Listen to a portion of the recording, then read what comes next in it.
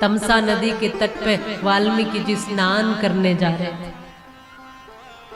वहां देखा कि एक कौंच पंक्षी का जोड़ा आपस में प्रेम मग्न है। वहां एक शिकारी आया और उसने एक तीर मारा, तो जो नर पक्षी था उसमें तीर लगा और वो मर गया।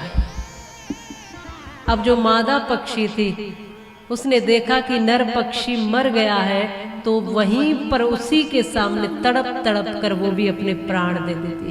जब दोनों पक्षियों को मरते हुए देखा तो अब ये ऋषि वाल्मीकि थे, अब ये साधक थे, महर्षि थे। इस समय इनका मन दुखी हो गया।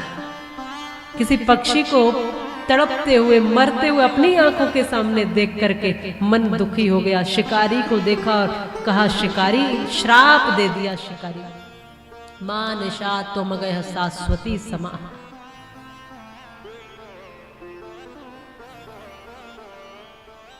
एकदम मन व्यथित हो गया। अरे शिकारी, तूने निर्दोष पक्षियों को मारा है, तू कभी सुखी नहीं रह पाएगा। तूने सुख पाने के लिए मारा है ना, तू कभी सुखी नहीं रहेगा, पूरे जीवन दुखी रहेगा। ये श्राप देता हूं। और ये श्राप दिया कुछ इस तरह के पदों में कि जब ये बात अपने शिष्यों को सुनाई तो उन शिष्यों ने कहा कि प्रभु, ये तो पद बन गया, ये श्राप ही नहीं रहा, ये तो पद बन गया। ये तो सुंदर, इस पद में श्लोकों की रचना की जा सकती है।